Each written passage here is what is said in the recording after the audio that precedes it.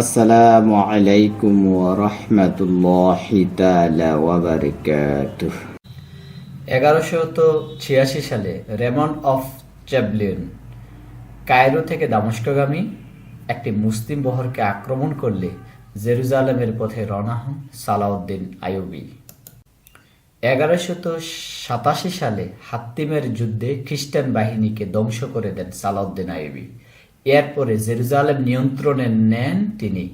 এর ফলে শুরু হয় তৃতীয় ক্রুসেড।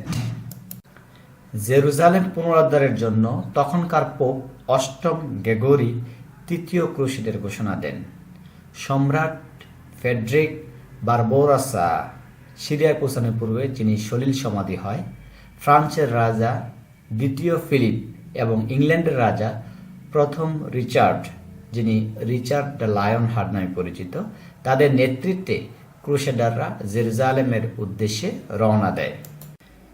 1191 সালের সেপ্টেম্বরে রাজা রিচার্ড বাহিনী আরশুফের যুদ্ধে সালাউদ্দিন বাহিনীকে পরাজিত করে, কিন্তু তিনি জেরুজালেমের উদ্দেশ্যে রওনা হন বটে, তবে জেরুজালেম শহরকে অবরোধ করে রাখতে সম্মত হননি।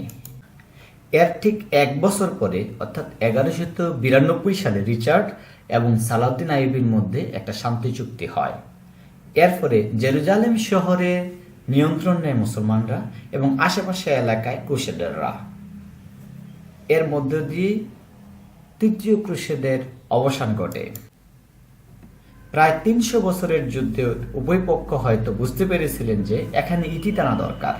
সর্বশেষ যখন 1291 সালে ক্রুসেডাররা সর্বশেষ নিয়ন্ত্রিত শহর আর্ক মামলুকের দখলে চলে যায়, এর মধ্য দিয়ে ক্রুসেডের শাসনের অবস্থান হয়ে যায়।